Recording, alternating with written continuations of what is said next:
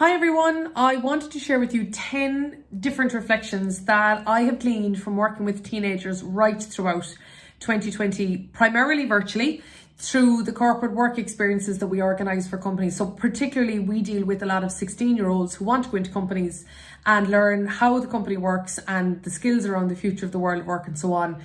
Generally we would have them for 4 to 5 days at a time. So it's arising from that I'm sharing this, as well as I deliver a webinar every month for the economics teachers and students of the country around our positive economics textbook for Leaving Cert, or that's, let's say, the equivalent of A levels in Ireland and so on. So arising from all of that, I wanted to tell you 10 things that they have taught me. So number one, without a shadow of a doubt, they really want to work. I have found that they don't want to sit back and listen to speakers unless there's a real activity around it, or unless that speaker has a particular story of relevance to that age group. But primarily they want to work, and by God did we put them to work. They're so totally open to working with various different technologies and learning new skills and doing things that they're not familiar with, but they want to do as opposed to just listen. And you know what? I agree with them. The second thing is they really benefit from learning the consequences of responsibility, whether that is this task, if it's not done by lunchtime, well then your lunch break will be shorter, because let's face it, that is the world that we live in. Or on the other hand, if it's done very well, that they get the praise for it. And it's very important that they feel the effects of that.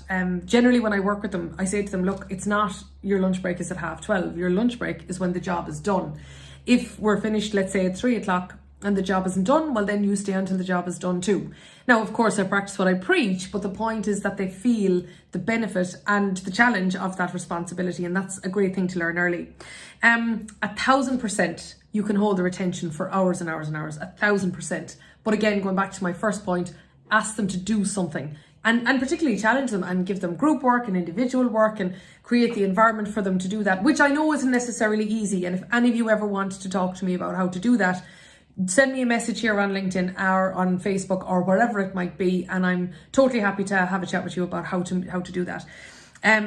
Also, I will tell you, they are quite concerned about having to go up against the robots, and they're worried that the robots and automation and AI, artificial intelligence and so on, are going to take their jobs in the future. Now, this is a concern that I don't think they need to worry about as long as they keep upskilling themselves. And of course, when you're in full-time education, that's on autopilot anyway. But what we've actually done is that we've used AI to help them do their jobs so that they can see what the development of these robots actually are. So I'll give you one example, is that in one case when we're working with a company, the students were tasked with interviewing one person in that company. Each of them had a one-to-one. And then we gave them a piece of AI to have running in the background, which would automatically transcribe the conversation. It's a piece of technology using STT, speech to text. And then after that after they had the conversation, they brought back the transcription. Then they put together a video of a summary of that conversation. So we pointed out, rather than them focusing on taking notes all the time, they could focus actually on the conversation and producing the video afterwards. And that emotional intelligence of having that conversation is the skill that robots are well behind in comparison to, let's say, a technical task like something of transcription. So that's what we're really focused on doing, is showing them that the AI and the automation and so on are there to benefit them in their jobs, and to show them exactly how, which really does an awful lot to alleviate that concern, and of course motivate them to make sure that they're always staying ahead of the curve, like you and me also have to do all the time. Now, 3 social medias has their attention: TikTok, Snapchat and Instagram. That's where they're at. Facebook, no, they're not there. LinkedIn, as you can imagine, it's not on their radar yet. I've already mentioned Facebook. Twitter, some of them, particularly those who are focused on news and who are interested in, current affairs of some sort, or sport or so on. But really they're the three social medias. And I have to say, Snapchat has been quite popular for quite some time. Instagram gaining ground, and they say that's really the one that they expect to use more in the future. And yeah, TikTok is their new favorite toy. And I wasn't hearing about that, not so long ago. So that's certainly if you're looking to engage with the Gen Z market, as I say, particularly I work with groups who are around the 16-year-old age. When I say I mean we don't just do it on my own, but that particularly is the age group.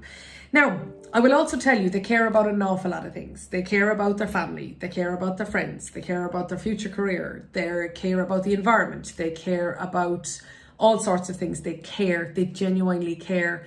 And in contrast to me at that age, not that I didn't care about things, I did, but they have access to so much more information through their phones and through an awful lot of conversations that are happening in global affairs that are kind of woven into the subjects they're studying in school. Like, whether it might be that they have to research an entrepreneur in business, or of course economics, my own subject, where currently the Irish students have to work on a project now around an economic issue, or whether it might be, look, I could go on and on here, but the point is that they're so much more aware and they care and they're empowered. That is something that I particularly learned myself in working directly with them. But Heidi Browning, I had the opportunity to interview her at a conference last year, and she was very much making that note as well, is that this generation are the most empowered than any before, because they can use their voice, and amplify their voice and so on. But they genuinely do care. And often when I talk to parents about them,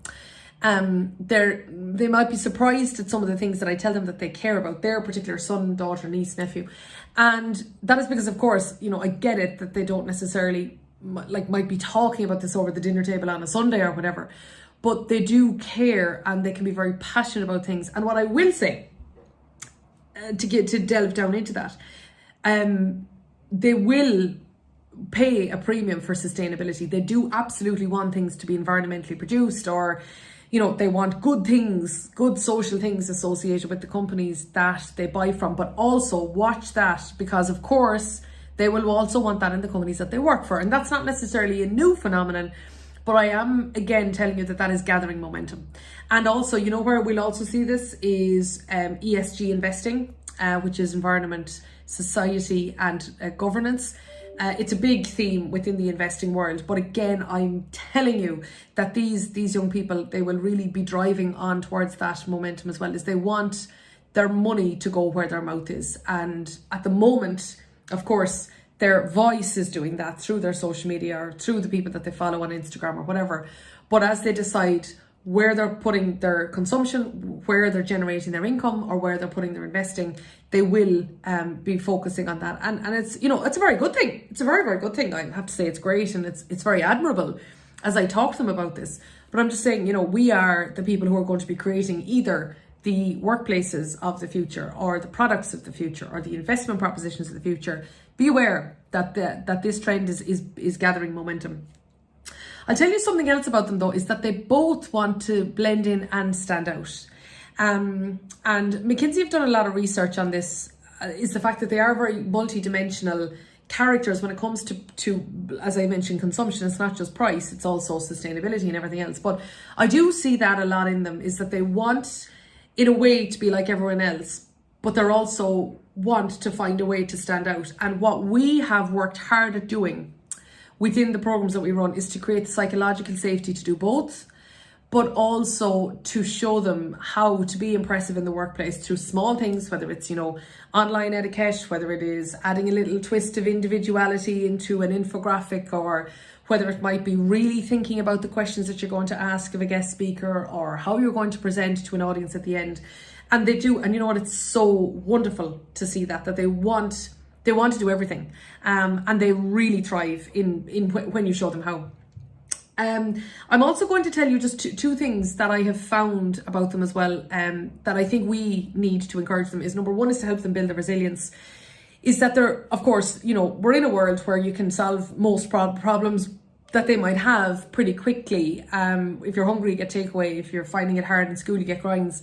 And of course, we know in the workplace that we need longer term resilience and other problem solving tools in order to deal with bigger strategic issues and times that are changing. And the other thing I'll tell you might surprise you on this, because generally when I tell people, they are surprised. They're actually no more technically proficient than a generation that came before them. Yes, they use phones. Yes, they use social media. Yes, I know they do all that. But when it comes to actual using technology in order to achieve an output, they're the same as you and me. But the thing is that they learn really quickly. And again, in a right environment where you can personalize the journey for them. So that is the 10 things that I've learned from working with hundreds and hundreds of teenagers this year. Wish you all a very wonderful Christmas. And if I can ever help any of you, just give me a call. Bye.